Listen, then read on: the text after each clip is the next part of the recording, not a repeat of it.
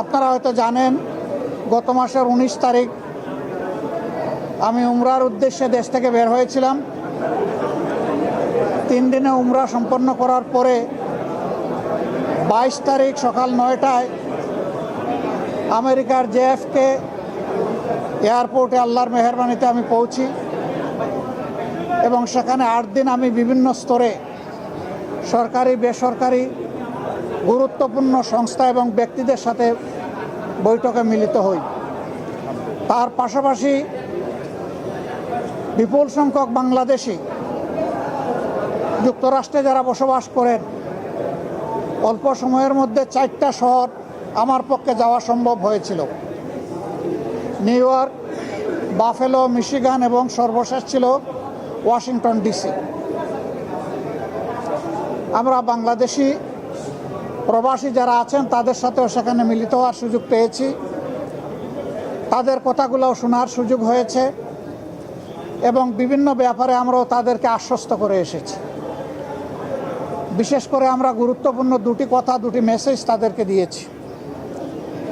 একটা মেসেজ হচ্ছে, বাংলাদেশ আমাদের সকলের দীর্ঘদিনের বঞ্চনা এবং নিষ্পেষণের পর, ফ্যাসিবাদী শাসনের পর বাংলাদেশ মুক্ত হয়েছে। মুক্তির এই সংগ্রামে দেশবাসীর সাথে প্রবাসী যারা ছিলেন তারা সমানতালে লড়াই করেছেন। তাদের অবদানও বিশেষভাবে উল্লেখযোগ্য। তাদের সেই অবদানের জন্য তাদেরকে আমরা ধন্যবাদ এবং কৃতজ্ঞতা জানিয়েছি। আর আমরা বলেছি, প্রবাসীদের সবচেয়ে বড় অধিকার ভোটের অধিকারটা ছিল না। এবার এ দাবি সবার আগে আমরাই তুলেছিলাম এবং আমরা এই দাবি ছেড়ে দেইনি। আমরা এই দাবি নিয়ে প্রধান উপদেষ্টা, নির্বাচন কমিশন সহ গুরুত্বপূর্ণ সকল জায়গায় প্রবাসীদের হয়ে কথা বলেছি। আমরা সরকার এবং নির্বাচন কমিশনকে ধন্যবাদ জানাই। এই প্রথমবারের মতো ব্যাপক ভিত্তিক বিদেশিদেরকে ভোটার তালিকায় যারা প্রবাসী আমাদের, তাদেরকে সম্পৃক্ত করার তারা উদ্যোগ নিয়েছেন। কিন্তু সেখানে কিছু সমস্যা রয়ে গিয়েছে। অক্টোবরের 30 তারিখ পর্যন্ত সময় বেঁধে দেওয়া হয়েছিল। এই সময়ের ভিতরে যে সফটওয়্যার এখানে ইনস্টল করা হয়েছে এটা ফাংশন করে নাই প্রপারলি, যার কারণে আগ্রহ থাকা সত্ত্বেও, চেষ্টা থাকা সত্ত্বেও অনেকেই কিন্তু ভোটার হতে পারেননি। আমাদের দাবি থাকবে নির্বাচন কমিশনের কাছে কমপক্ষে আরও 15 দিন এই সময় বর্ধিত করা হোক এবং যে জটিলতাগুলো রয়েছে সেগুলা সহজ করে তাদেরকে ভোটার হওয়ার সুযোগ তৈরি করে দেওয়া হোক। আরও কিছু সমস্যা আছে, কিছু শর্ত জুড়ে দেওয়া হয়েছে। আমরা বলবো, একজন নাগরিকের প্রমাণের জন্য তার আইডি কার্ড, ন্যাশনাল আইডি যথেষ্ট। তার পাশাপাশি যদি তার একটা পাসপোর্ট থাকে, ভ্যালিড পাসপোর্ট, তাহলে আর কিছুরই প্রয়োজন হয় না।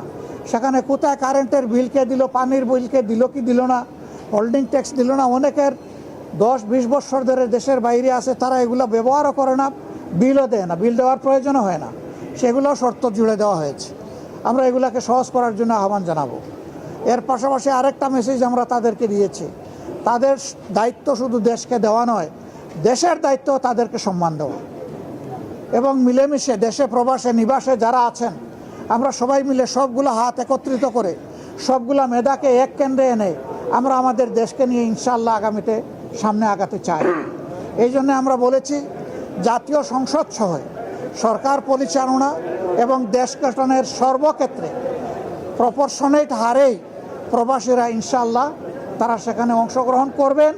তাদের সেই জায়গাটা নিশ্চিত করা হবে ইনশাআল্লাহ। এটা হয়তো সময় লাগবে, এটা আজকেই বললে আজকেই হবে না, কিন্তু এটি আমাদের স্বপ্ন। স্বপ্ন বললে একদিন আল্লাহ তাআলা বাস্তবায়ন করবেন ইনশাআল্লাহ। আমরা সেই স্বপ্নের দিকে আগাবো আল্লাহ চাইলে। সম্মানিত সাংবাদিক বন্ধুগণ, এরপরে সর্বশেষ আমি তুরস্কে এসেছিলাম, যুক্তরাজ্য এবং তুরস্ক। সেই তুরস্ক থেকে আজকে এখানে আসলাম। সেখানেও সরকারি বেসরকারি বিভিন্ন পর্যায়ে আমার অত্যন্ত গুরুত্বপূর্ণ মিটিং হয়েছে। আর বাংলাদেশি ডায়াসপোরা আছে যারা, তাদের সাথেও আমার বসা হয়েছে, তাদের কথাও শোনার সুযোগ হয়েছে। আমি আসলে নিজের কোনো প্রয়োজনে দেশ থেকে বের হইনি। আমি বের হয়েছিলাম দেশ এবং জনগণের প্রয়োজনে। যেখানে গিয়েছি জনগণের স্বার্থকে, দেশের স্বার্থকে সামনে রেখেই কথা বলার চেষ্টা করেছি এবং যেখানে গিয়েছি একটা কথা বলার চেষ্টা করেছি, যে দুনিয়ার সকলের সাথেই আমরা সম্মানজনক সম্পর্ক চাই। এই সম্পর্কটা হবে মিউচুয়াল রেসপেক্ট এবং ইকুইটির ভিত্তিতে। আলহামদুলিল্লাহ, আমরা যত জায়গায় গিয়েছি তাদের অ্যাপ্রিসিয়েশন আমরা পেয়েছি। তারাও মন খুলে আমাদের সাথে কথা বলেছেন, আমরাও মন খুলে আমাদের সবগুলা বিষয় তাদের সাথে শেয়ার করেছি। আল্লাহ তাআলার কাছে দোয়া করি এই সফরে যে সমস্ত পদক্ষেপ নেওয়া হয়েছে অথবা আলাপ আলোচনা হয়েছে সেগুলা যেন দেশ এবং জাতির কল্যাণে নিয়োজিত হয়। কোনো ব্যক্তি নয়, গোষ্ঠী নয়, দল নয়, দেশ এবং জাতির জন্য উপকার হয়। প্রথম প্রশ্ন হলো, আমি আমির নির্বাচিত হয়েছি না? আমি আমির নির্বাচিত হইনি। আমার সহকর্মীরা আমার উপর একটা দায়িত্বের ভার অর্পণ করেছে। এই দায়িত্বটা বড় ভারী। আপনারা দোয়া করবেন দেশ এবং দিনের জন্য এই দায়িত্ব পালনে আল্লাহ যেন আমাকে সাহায্য করেন। আর পাশাপাশি আমি আপনাদেরও সহযোগিতা চাই। বিএনপি তারাও চূড়ান্ত তালিকা প্রকাশ করেনি। আমি দেখেছি 237টা আসনে তারা তালিকা প্রকাশ করেছেন, আবার প্রশ্নোত্তরে বলেছেন এটি চূড়ান্ত নয়, এর মধ্যেও পরিবর্তন আসতে পারে। আমরা কিন্তু 1 বছর আগেই প্রায় এই তালিকা বিভিন্নভাবে আঞ্চলিকভাবে আমরা এটা জানিয়ে দিয়েছি। চূড়ান্ত তালিকাটা সময় মতো আমরা ইনশাল্লাহ কেন্দ্রের পক্ষ থেকে ঘোষণা করব। তবে যেহেতু আমরা একা ইলেকশন করব না, আরও অনেককে আমরা ধারণ করব, দেশ এবং জাতির স্বার্থে সব দিক বিবেচনা করেই চূড়ান্তভাবে যথাসময় ইনশাল্লাহ আমরা প্রার্থী ঘোষণা করব। আমাদের মধ্যে মতানৈক্য হোক, তবে দোয়া করেন মতবিরোধ যেন না হয়। মতের ভিন্নতা থাকবে, এটাই গণতন্ত্রের সৌন্দর্য। সব দল তো এক দল নয়, সবগুলা দল ভিন্ন ভিন্ন, তাদের দৃষ্টিভঙ্গিতেও কিছু পার্থক্য থাকবে, এটাই স্বাভাবিক। আমরা সকলের মতকে শ্রদ্ধার সাথে দেখি। তবে আমরা নিজেরা যে মতটা প্রকাশ করি, আমরা চেষ্টা করি চিন্তা ভাবনা করে জাতির স্বার্থেই সেই মতগুলা প্রকাশ করার। অতএব মতানৈক্য এটা ডেমোক্রেসির সৌন্দর্য।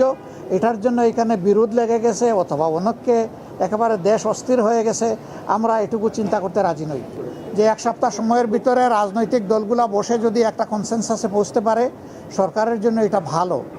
এবং আমরাই সবার আগে আমাদের পক্ষ থেকে আমাদের নায়েবে আমির আহ্বান জানিয়েছেন যে আসুন আমরা খোলামেলা আলোচনা করে আমরা সমাধানে পৌঁছি দেশ এবং জাতির স্বার্থে।